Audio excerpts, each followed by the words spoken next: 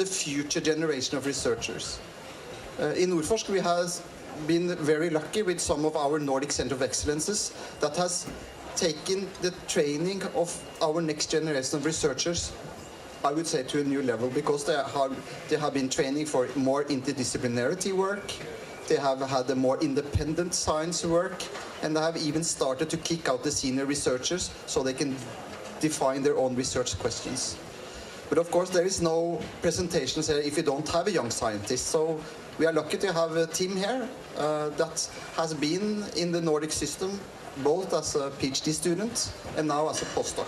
So he's absolutely free to say whatever he likes about his experiences. I haven't said anything about it. There's no money in it. So he will give his own personal view of how this has worked. And afterwards, Brynhildur is going to present some of how Iceland and Nordstar has been working or will work with the future generation scientists.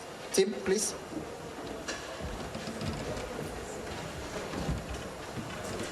Thank you, Jostein, for this introduction, and thanks everyone for being here and listening. I'm glad that Jostein said that this will be a personal presentation, because it actually will be quite a personal presentation of my experience in working in the Nordic countries. As Jostein already said, I'm a postdoctoral researcher at Umeå University in Sweden, but my experience extends a bit wider than only Sweden. And when Jostein asked me to give this presentation about a young scientist's view on Nordic collaboration, I said yes. And then I thought, can I do that? With what justification can I be here and present a young scientist's view on Nordic collaboration? And I started to think, why should it be me, or why can it be me that is standing here now and presenting his view? And one of the reasons is that I have now been employed in two centers of excellence that have been funded by Nordforsk. The first was called Tundra, how to preserve the tundra in a warming climate, and that went from 2011 until 2015. And the topic was not only how to preserve the tundra in a warming climate, but also very much focused on reindeer husbandry and how reindeer husbandry can be used as an ecosystem engineering tool to keep the Arctic tundra open and the trees away from the tundra. And the second NCOE is the one on the right, reindeer husbandry in a globalizing north, which has started only this year. And I'm again employed as a postdoctoral researcher in this project, looking at the ecological, economic and social dimensions that affect reindeer husbandry in all the Nordic countries. In these two projects, I have been collaborating with a lot of different institutes and universities in Norway, Sweden and Finland. And here you see their logos, and I would like to acknowledge all of them in contributing to the work that we are doing. So then I had answered for me the question, why should it be me standing here? But immediately there was another question, and that was Nordic collaboration. What does it mean, actually? So I went to the Nordforsk website and checked what do they write about that. And what I found is the quote that you can see on the screen. The cooperation is built on common values and a willingness to achieve results that contribute to a dynamic development. So values. What are values? That was the third question that came to me. And I want to define it in my presentation here today as something that we are able to identify ourselves with. So this is the definition I want to use: the cultural identity and the well-being that derives from the relationship that we have with humans, non-human beings, and that is mediated by particular places. That means the landscape that we all experience. But of course, this values, this identity and these relationships, this is a very, very complex matter. So in Fennoscandia, in the Nordic countries, we find all these different interests in the landscape that I want to kind of exemplify with these three photos. The one might be a focus on the conservation of Arctic biodiversity that we see in the left picture. Or then we have economic development and the extraction of resources, for example by forestry, water power development or mining. And the third one, the cultural identity and cultural diversity that we find in these landscapes, like reindeer husbandry, which will be quite an important part in the remainder of my talk because I've been researching on reindeer husbandry so much. So these were the three questions that came to my mind when I was asked to give this presentation. And of course, we all keep this diversity in mind for the rest of my presentation. Of course, we all are aware of the borders that we see in the Nordic countries, or that define the Nordic countries. So after I have given you my rationale how to approach this talk, I want to give you shortly the contents, what I will talk about.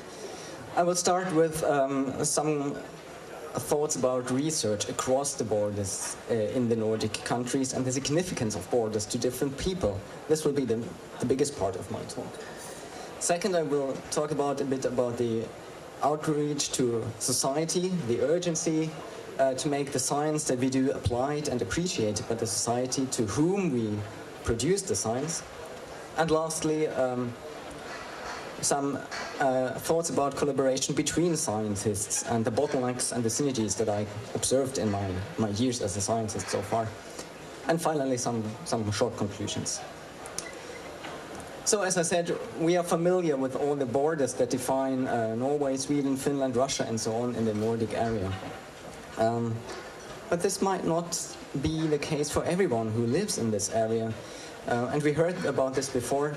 Sápmi, which is indicated in green here on this map, this is the area, the traditional area of the indigenous population, the Sami, that live in Norway, Sweden, northern Finland, and the Russian Kola Peninsula. So these might have a completely different relationship to borders than we as kind of normal citizens or Norwegian, Swedish, Finnish citizens have on how we perceive these borders. So to me, reindeer husbandry is one of the unifying keystones in the Nordic countries because it's, for me, it represents this long shared cultural history between the Nordic countries. And this is why reindeer husbandry to me is, on one hand, very close to my heart, and on the second, I think it's an ideal study system to see how different countries with different borders interact. So now I want to go a bit into the details about research across the borders. And I brought here a quote from one of my research projects with different reindeer herding communities in the Nordic countries. And what she says, and that was a female reindeer herder, she said about borders, there are borders in nature, rivers, certain mountain chains and so on. But as an administrative board or authority, you design borders no matter what is in between. It doesn't matter to them. But we reindeer herders who use the land, use the natural borders. It is the reindeer that use the land. And this is completely different than a political or social political border that divides and uses the land. And on the photograph, you can see the border between Norway and Finland. And here you can see that the border definitely affects how reindeer husbandry is applied in the different countries. Both places that you see on the photograph are used by reindeer at different times, but at similar intensities. But you see how much the two countries differ in the effect that the reindeer have on the landscape, just because the policies are so different across the borders. I won't go into detail. If you're interested, I can tell you later. This is just to illustrate how much borders can influence a livelihood. So what we saw in the photo was a social political boundary. So this is derived from legal, institutional, and societal constructs. But in the landscape, as the quote demonstrated that I showed in the slide before, we also have ecological boundaries that structure the landscape into spatially heterogeneous areas and different functions and species composition and different hierarchies. This is just a sketch how such ecological boundaries could look like. We have species, plant species that are grouped into patches and communities at a higher level, and then landscapes and biomes. And this might be how a reindeer perceives the landscape, how it moves between communities for selecting its forage, for example, and the landscape. But this is not how social political boundaries organize the landscape. So we have boundaries for local decision-making, regional decision-making, and national decision-making. And these might not correspond to the ecological boundaries, as we saw also in the quote by the reindeer herder. So from my perspective, it's important for research to deal with these mismatches between ecological boundaries and social political boundaries, because this fragmentation might increase the costs or create damage to the ecosystems that we want to preserve.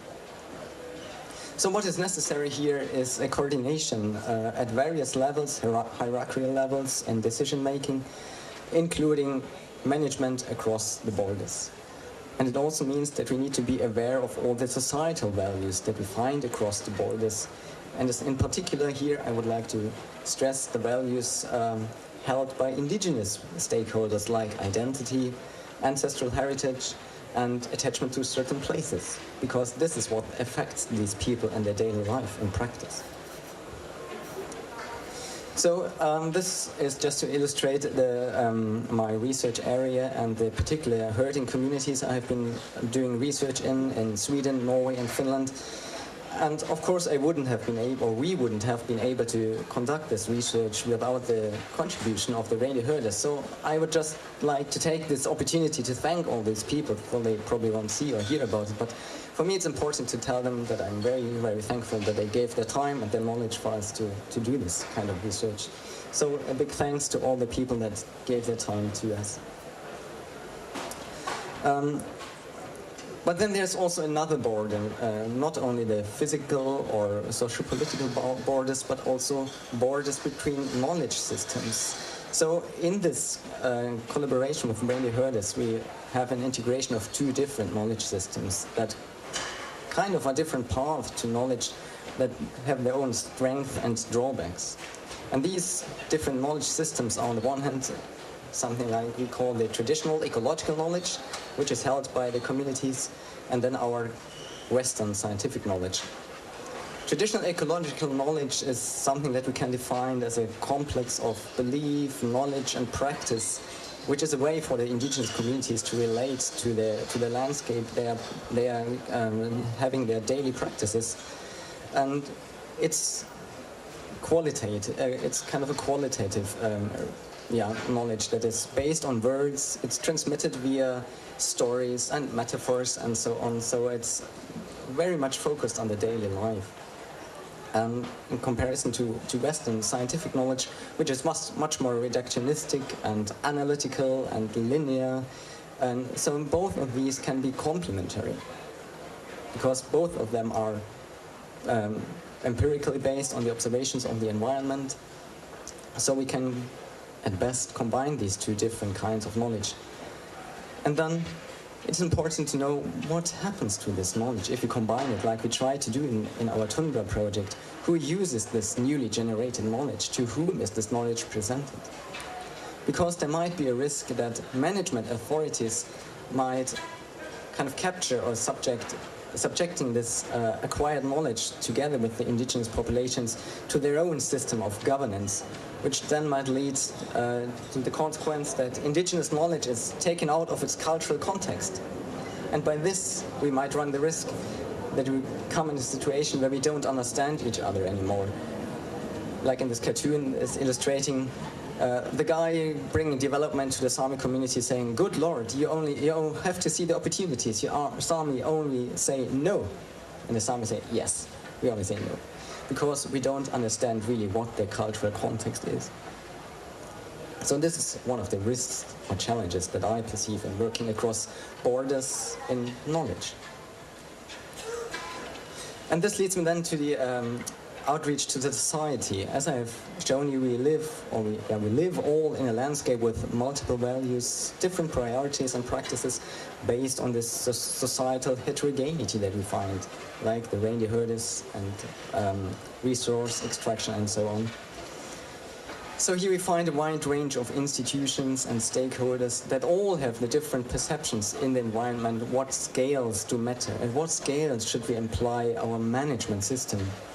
And scholars that have looked into these scales that matter for different managements came to the conclusions that we need local institutions which may play an important role in monitoring and responding to ecosystem change at the local level. But they will never be effective unless they are connected to larger institutions in a way that permit flexibility, adaptability, and resilience.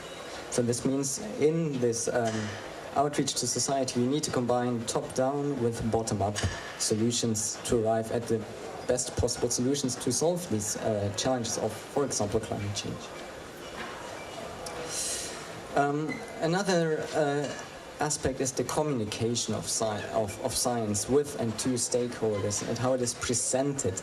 And here again, I present you one quote from one of our workshops with the reindeer herders, and here you see how one of these workshops could look like, where we discuss around maps and so on. And the same reindeer herder, like the first quote, is quoted here again, and she said, "We never hear in the media that reindeer herding is good for the landscape."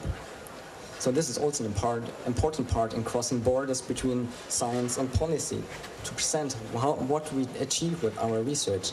Because if we don't do this properly, we might run the risk that these communities, like the reindeer herding communities, will get frustrated about our lack or biased communication of results, which leads to frustration and no longer a good collaboration that is possible between researchers, policy, and the community.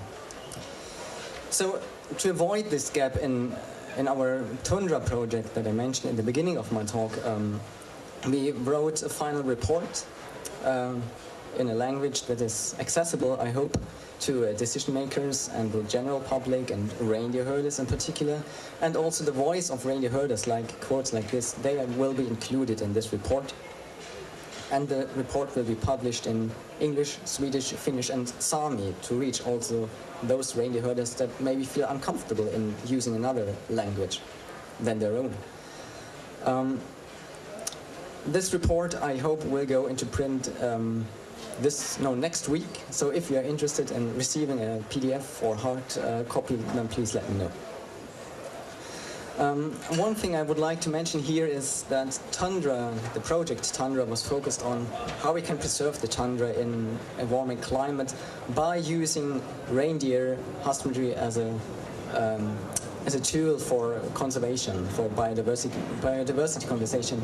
But again, here I perceive a risk, and this is something that we discussed in our working groups, that we might run the risk to impose our own Western environmentalist values on the indigenous livelihood.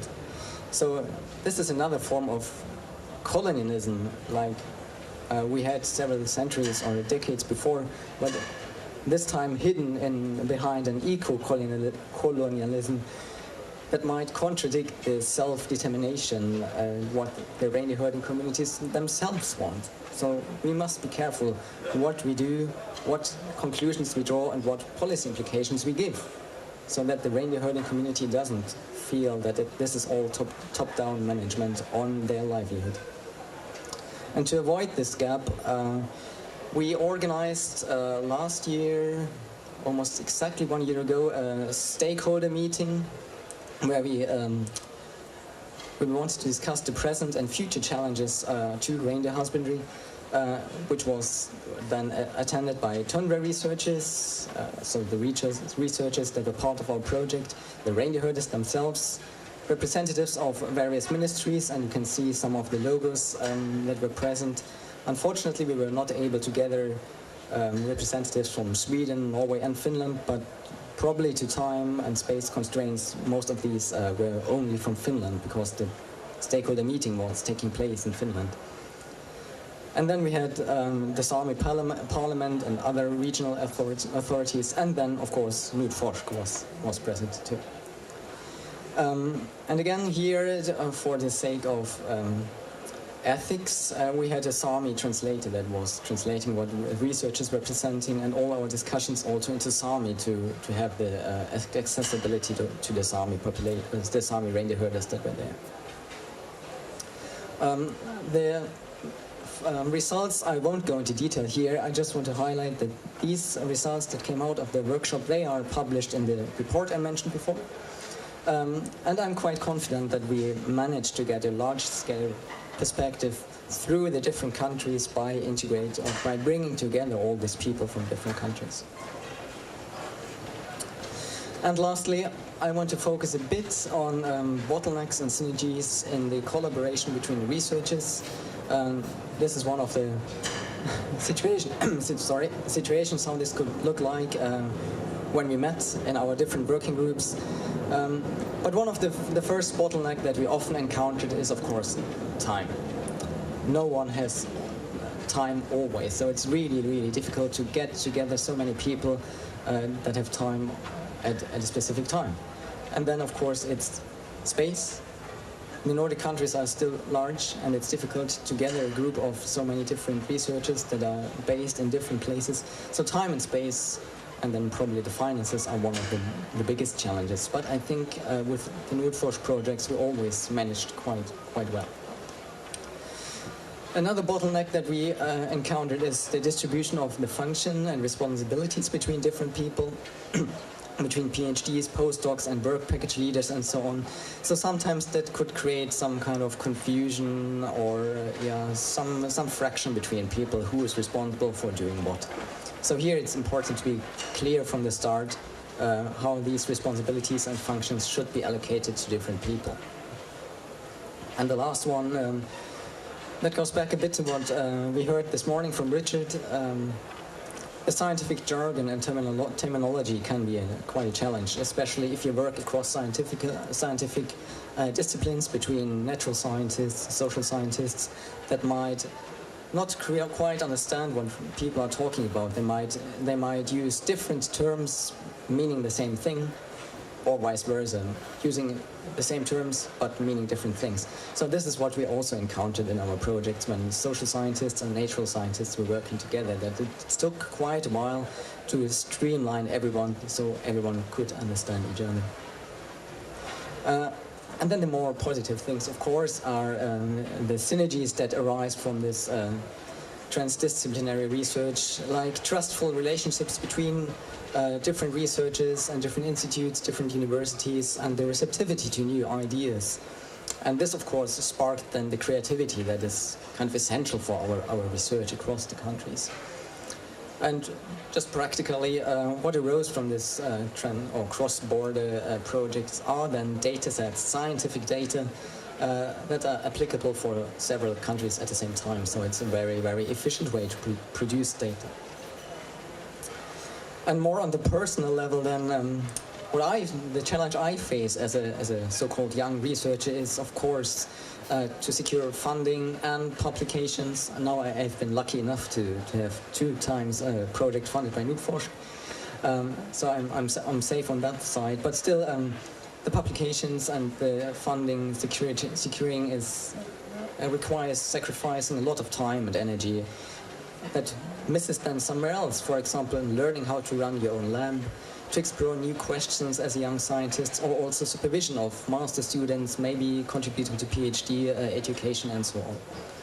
So this takes time and energy. And there was just some weeks ago in Science this kind of graph which shows or which claims no time for research for young researchers because they have to, or we young researchers have to face so many different other tasks than merely producing research, like administration, teaching, writing grant applications then is one of the other big things that consume time and energy.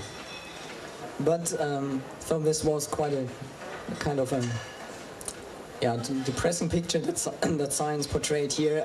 It also the survey also came to the conclusion. Of course, you always have also to shape your CV that it looks good because the competition is so fierce in acquiring funding.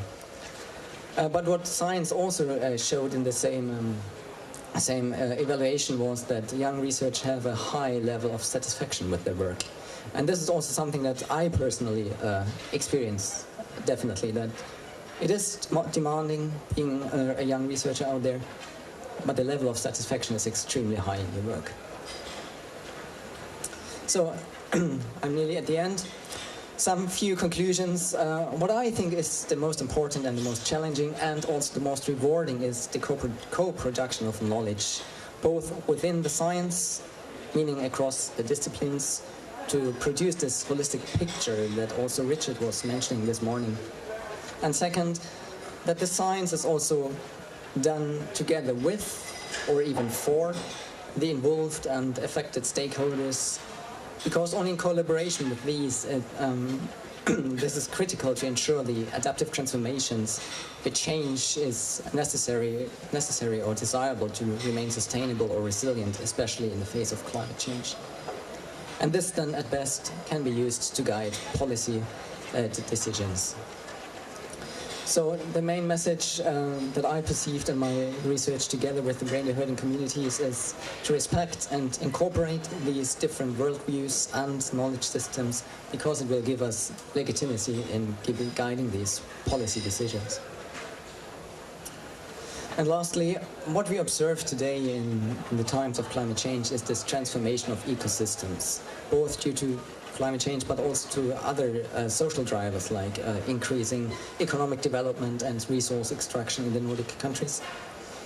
And all these might contest the legal background and institutions that govern reindeer husbandry in the Nordic countries, but not only reindeer husbandry, of course. This is just the example I want to use here. So this means it is not only sufficient to understand all the changes in ecological networks, but also the potential restructuring of the existent or conceptualization of novel governance and administrative institutions, especially with regards to borders that might fragment the landscape where stakeholders are operating their daily life. With this, I want to thank you for your attention, and I'm open to questions or comments.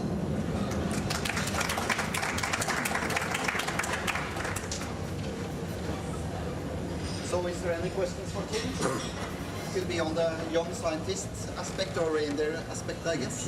Yeah.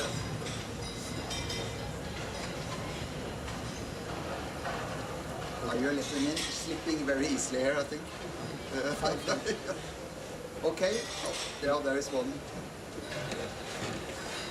Well, thank you for your excellent presentation. It was a little bit different from what I expected, but it was very, very insightful.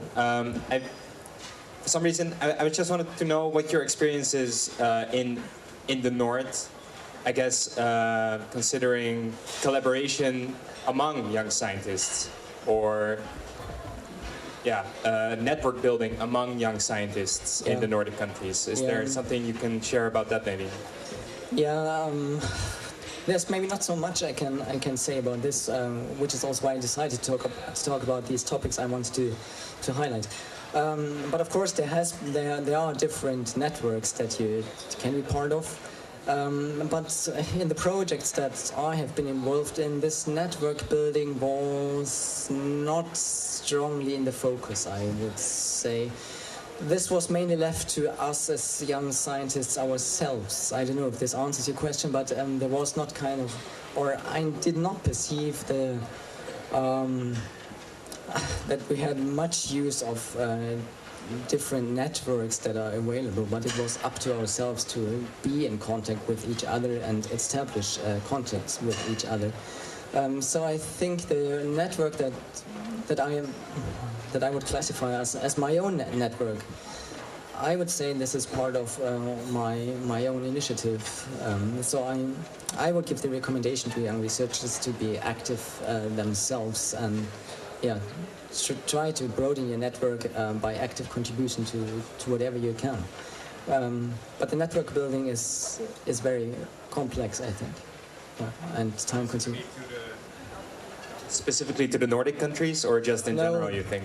No, I don't think it's kind of a general thing. It might be easier in the Nordic countries because the collaboration is rather tight.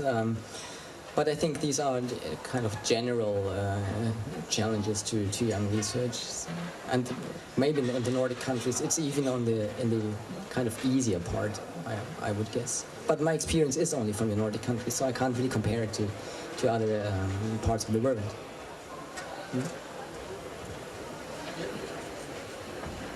Thank you so much. My name is Moga from Zambia. Thanks for the presentation. Got a question. To what extent is your research in science fits into other research works like policy research and legal research? Policy research. Policy researchers. I'm asking this question because we've been doing some work in trying to bridge the gap between policy and practice. And what we find is that huge works has been done in terms of research that do not go into the policy studies and finally into policy plans.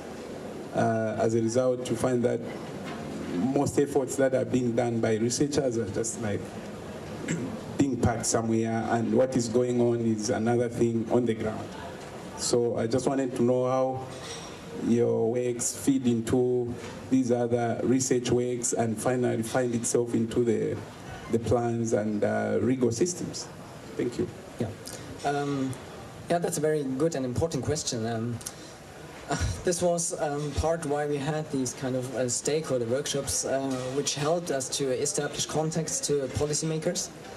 But I would say there's quite a gap or still a lag between what research can accomplish and what then feeds back into policy making. I have personally not so much experience in guiding policy decisions, but I hope that this will be a result of our, like the report I mentioned, that this will be distributed to the policymakers, and they will kind of integrate then our knowledge that we produced into their policies. And we observed this already in Sweden, for example, where the Natural Protection Agency has integrated into their policies of keeping the mountains open. They integrated the importance of reindeer husbandry, for example, that they want to have what they call a grazed landscape. So the landscape needs the reindeer and the reindeer husbandry, the livelihood by the local people, to sustain the Arctic biota. So it's kind of a win-win situation for the biodiversity conservation and for the livelihood. And I hope that these kind of policy decisions will be increased in the future by the research that we are doing.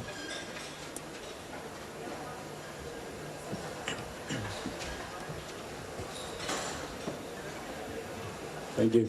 Well, thank you for your presentation. It was really interesting and great to hear your thoughts and reflections on a number of issues.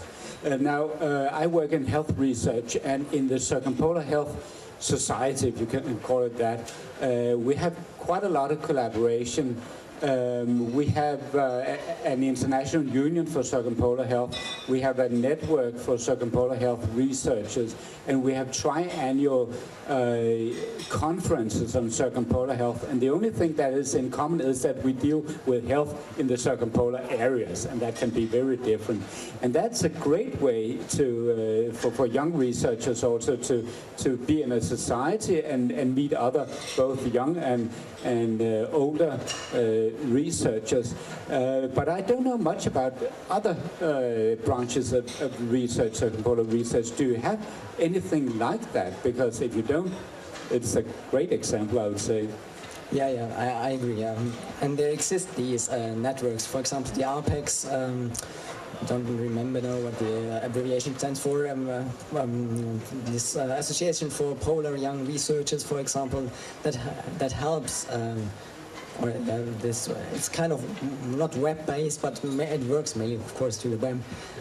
That people can sign up to these networks and share their knowledge and their experience, and meet, of course. And these groups, for example, meet before other great events like the Arctic Summit Weeks. And this is a place for young researchers to meet. And I was part of them once only.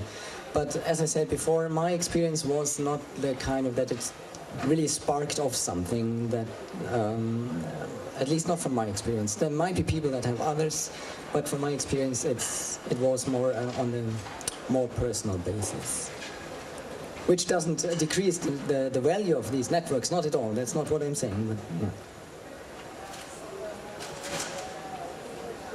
yeah. Thank you, Tim. So I have to regret and say that this is the last presentation that we have today on the Arctic Day. So that's Brynhild Davidsdotter again that will come here and talk something about how some of the Nordic Center of Excellences will work also in the future, I think with training of future researchers. Brynhild.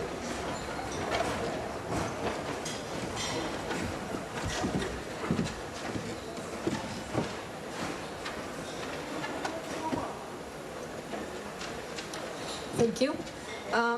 I actually will talk about this topic of training future researchers in the Nordic countries sort of somewhat from a little bit broader perspective than just from the sort of research projects, but sort of take a wider perspective.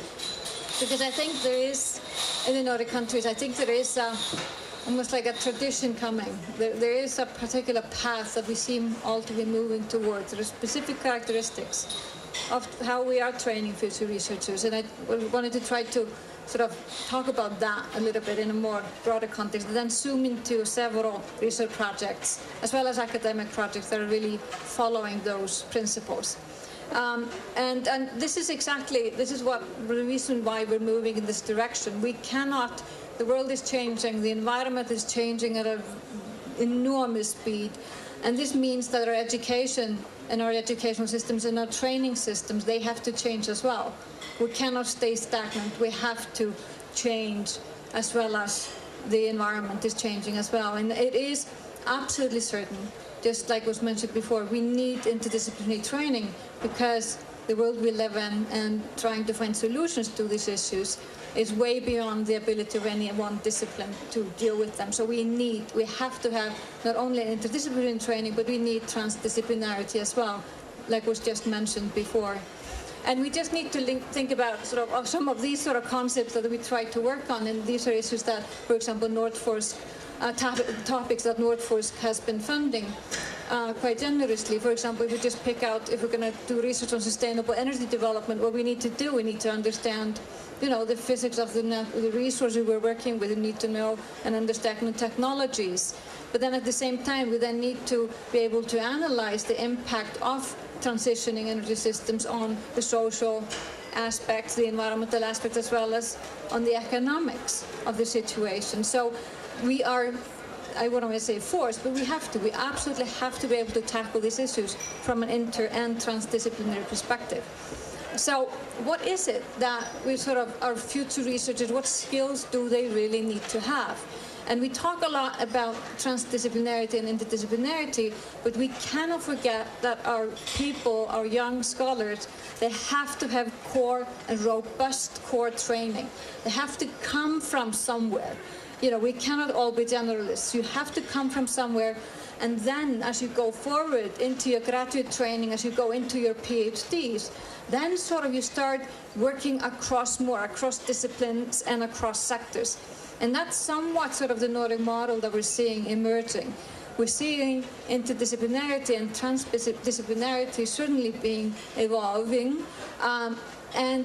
But we also, and most of those programs that I'll show you in a moment, what they also ensure is that, yes, you are able to work across disciplines, but the key here is to be literate and understand each other, just like was mentioned before. You have to understand the output coming from another discipline that is relevant to your own research project. And on top of that, you need to understand how to apply whatever it is that you're doing in the context of problem solving. How are you going to disseminate this knowledge, and how are you going to ensure that society actually understands the implications of your research? And then finally, what sort of these Nordic research programs and educational programs are doing, they're really fostering what we call holistic thinking. That is, yes, you have robust core training and you have this interdisciplinary perspective, but you see the connections between everything. You're able to see what we sort of say, you're able to see the forest for the trees. And so we work across disciplines and we work across sectors. We foster interdisciplinarity and transdisciplinarity. We're literate with regard to what each other are saying, and we apply holistic thinking. But then in addition to that, and even though we're located in the Nordic countries, we're also training our young scholars in working across nations, and not just within the Nordic nations, but across nations worldwide, and then also cross cultures. So our scholars receive international and intercultural training, which is enormously important.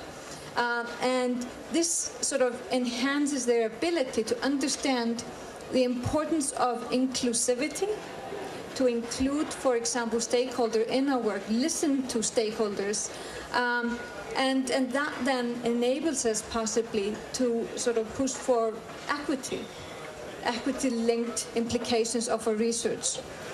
And communication is key as well.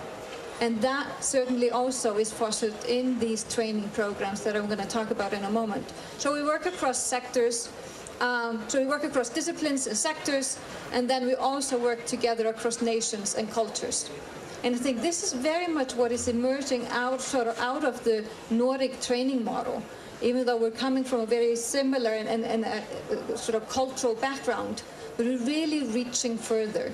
And I think that is quite a strength of where we're coming from. So I want to take a few examples of what I just mentioned, of training sort of both academic programs as well as research-related programs that sort of are following what I just said. So what we have in the Nordic countries are really strong research programs, and we're happy, not happy, we're very lucky to have generous funding from various sources, such as Nordforsk, as well as from the European Union. And we also have very strong academic programs. And a key to the success of these is cooperation. Cooperation within the Nordic countries and cooperation from the Nordic countries to the sort of outer world. And the value of cooperation, I would say, comes from these sort of two items here. As I'm sure you're aware, the Nordic countries are fairly small. We don't have a large number of people. And the cooperation enables us to defragmentize research and training, which means that we're able to pull together a lot of different experts, a lot of different young scholars that are working on similar issues, but from slightly different perspectives, which then translates into something that we can call sort of creating what we call a critical mass for success and expertise. So they come together creating this and sort of creating almost like an explosion of knowledge that comes out of these collaborations. They engage in collective learning. They learn from each other. And then this group receives what we call increased collective competitiveness. You're coming from a very strong collaborative research network. You know how to work with people. When you emerge from these, as with your PhD or when you've finished your postdoc, you are much more competitive than if you hadn't been in these networks. And this is something that we see quite clearly. And then this sort of critical mass for success and expertise and this defragmentation is then it's very important to support Nordic decision makers and policy makers in very sort of what we call critical issue areas. So what we have within these programs is a creation of a culture of collaboration. So our young scholars want to collaborate, they used to collaborate, and this then is going to carry forward significant benefits into the future. And there was a question here earlier about networks. And I think in many of the research programs that I'm linked with, as well as in the academic programs, these quite frequently are planned collaborations. These collaborations are fostered within the academic training programs, they're fostered within the research programs, and they last a lifetime, which is enormously important as you go out and as you start trying to get your own funding. So here are a few examples that I wanted to mention.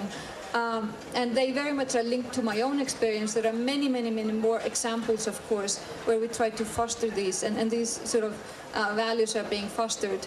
There is a PhD, master's and PhD training program at the University of Iceland, which is an international program that focuses on environment and natural resources.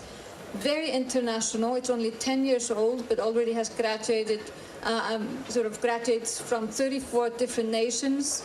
And what all of these our sort of young scholars receive is very strong core knowledge, but then they do receive what they call an individual specialization, where they reach out to other sort of disciplines. So the training has strong core knowledge, but also has interdisciplinary aspects to it, and we work very closely, and we help our young scholars and teach them to work very closely with industry and with stakeholders. They could do internships and all kinds of things like that, and they're encouraged to do their research projects linked to the business world and to sort of going out of academia. There's another program called West Nordic Studies. This is actually funded by NORA, which is also an international and an interdisciplinary master's program, which is focused on education in the High North. And it is geared to support policy making, strategic policy making in the High North. And there are universities in several countries, the Faroe Islands, in Greenland, and in Iceland, as well as in Norway, that have come together to create this program. And as well as the other one that I mentioned, interdisciplinary as well as transdisciplinary and international. Then there's Nordstar that Justin mentioned. This is not a formal academic program. This was a research project funded by Nordforsk. And the research question that this particular project dealt with was the following.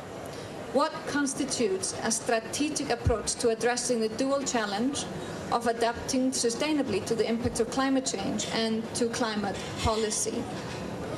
So you see immediately the interdisciplinary perspective in this research question. And then secondly, we asked the question, how can dialogue and innovation, notice the words there, here we're immediately talking about communication, how can dialogue and innovation best be used to advance adaptation strategies in the Nordic region?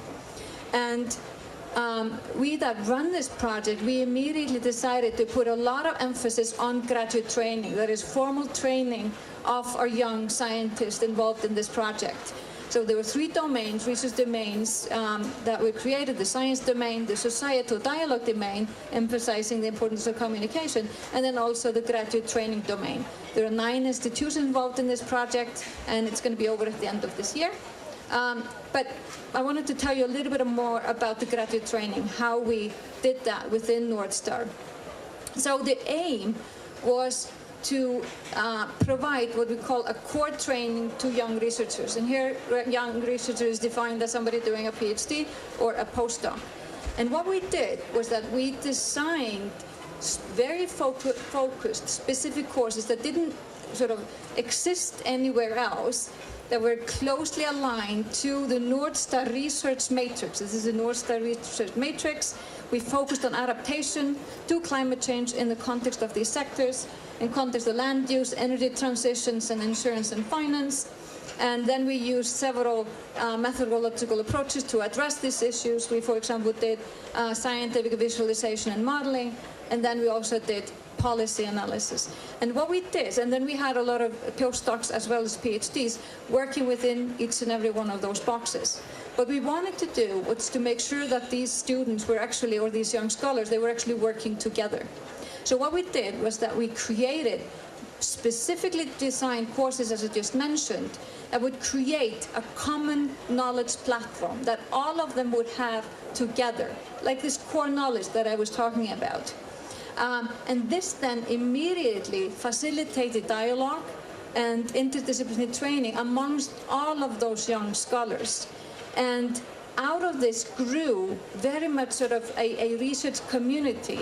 And it was a planned collaboration. It wasn't completely organic. But we're seeing it emerge now. And now we're seeing these people, these young scholars, publish together and continuing their collaboration. So here you can see an example of a research project that very much was focused on fostering collaboration and making sure that young scholars would finish working on our project and walk out into the outer world with a close network of colleagues that would, as I said, would last a lifetime. I want to mention 2 other projects that are also sort of following this same stream of thinking. One is called Marmaid, and this project is funded, it's a Marie Curie Slodowska action, funded by EU Horizon 2020. And in this project, there we have 15 PhD students all working together to address one research question. That is, to investigate how the cumulative stress from biodiversity loss, climate change, and harvesting will affect Europe's complex marine systems and the consequences for optimal resource management.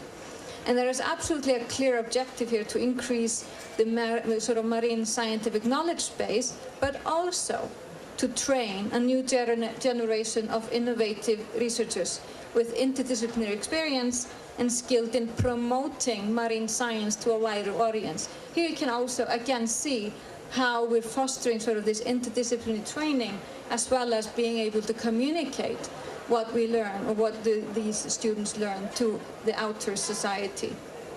And as I said before, there are 15 PhD students working together on this project. Again, a huge network that now that already has been created for these people. And then finally, I wanted to mention another Marie Curie project that has 12 PhD students all working together. Both of those projects are actually steered from the Nordic countries. That's why I'm putting them in focus here. Here, the aim is to foster a new generation of creative, entrepreneurial, and innovative researchers that are being trained to face current and future challenges and convert knowledge and ideas into products and services for economic and social benefit. And as I said, there are 12 PhD students working together on this, and this is a European network led by, actually, Iceland. And what we do here is that, again, we foster core knowledge within each and every one of those 12 PhD students. And then they all come together to create one huge model, which is actually, you may have heard about the old Limits to Growth study. It was published in 1972. And they used a model there called the world model. What we're doing in this project is that we have 12 PhD students working on different aspects within their own core knowledge, and then we bring all of them together to create one super world model, a new world model, which is going to emerge out of this very interesting collaboration. And again, fostering community among the students and creating hopefully a lasting relationship between all of them. And there are 3 universities involved, and then many other partner organizations that all of these students, all of them are placed within an organization as well. They don't only work within the universities. So basically, I just want to sum up here. We know, and we all know this, that the world is changing, and academic training is changing as well. And I think emerging from the Nordic countries is the acknowledgement that transdisciplinary approaches with absolutely sort of robust core training will create competitive future researchers, because that's what we want. We want competitive future researchers to emerge from these research programs. And what we do see, we have a lot of examples of very ambitious interlinked academic and research programs all over the Nordic countries. And they have several things in common. They're all international, they're all transdisciplinary, and they're all very collaborative. And all the trainees, they're all part of a team, a big team. So they're not working in isolation in none of the projects that I showed you the examples from. This enables the Nordic countries really to defragmentize the fragmented knowledge that we kind of have without this, creating, I would say, a critical mass of very successful researchers, very competitive researchers. And I think this is creating a significant value for the Nordic countries, and not the least for Nordic decision makers that hopefully then rely on these very competitive young scholars that are emerging from these programs. So that was that. Thank you.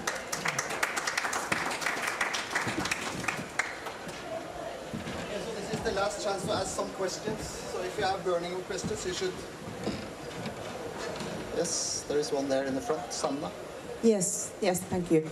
I really like your presentation and summing up the features of Nordic education system and research system as such.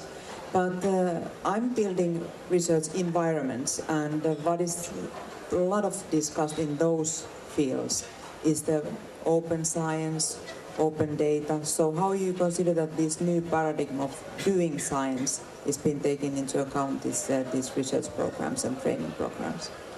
You mean so open access publications and all of those things? That's core to this. Everything is an open platform, or as open as you can be, and that is certainly a core issue with every single research project today.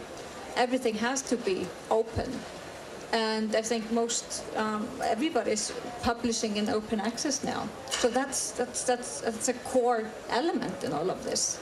And it's tremendously important, actually, because we're funded by public institutions. We need to be open, absolutely. And yeah.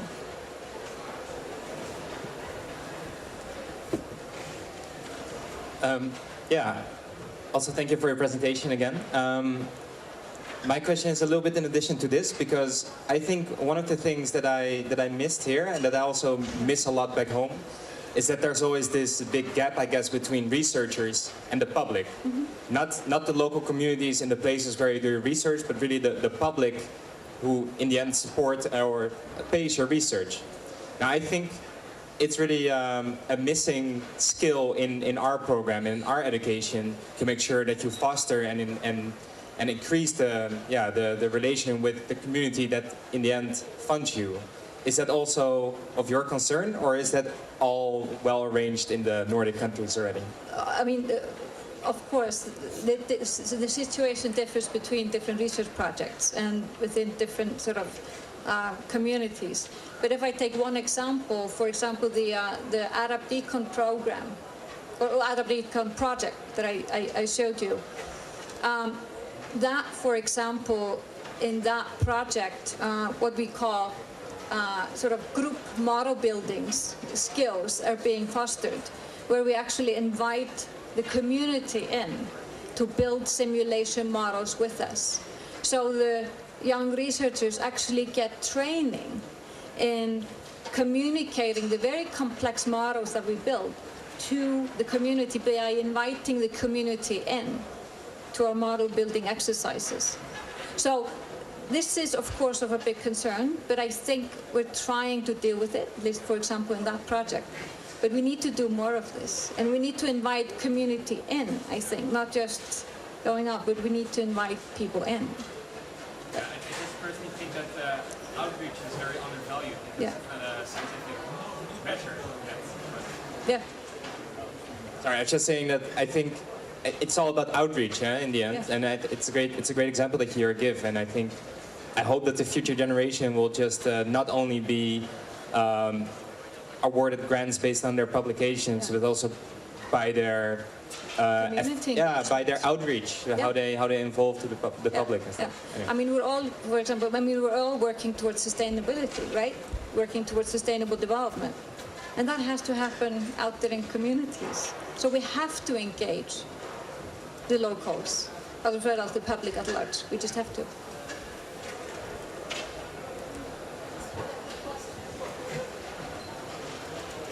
I had a quick question. Do you have a website, like, for PhD students interested? Yes, I have a brochure for you. Oh, thank you. Several. Fantastic. Okay, I'm coming from Cameroon. My name is Blondel. Thank you for your presentation.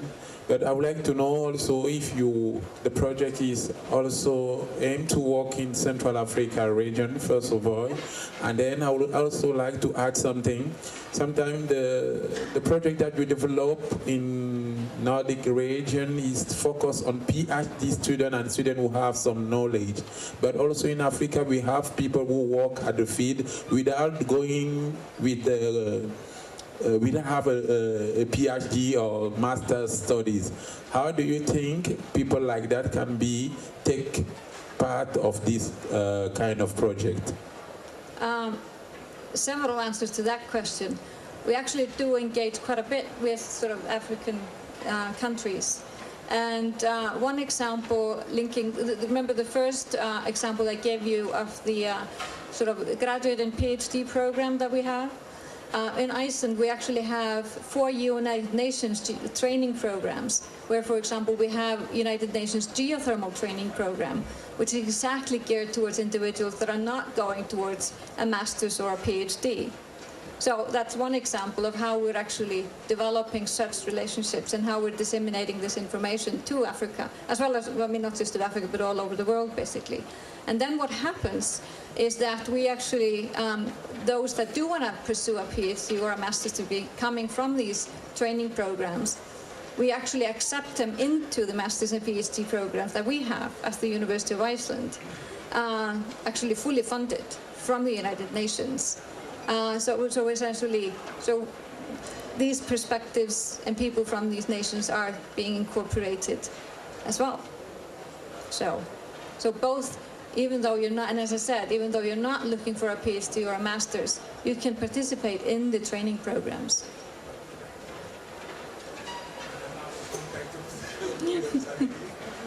Can I have a contact of website, please? As I said, I have brochures.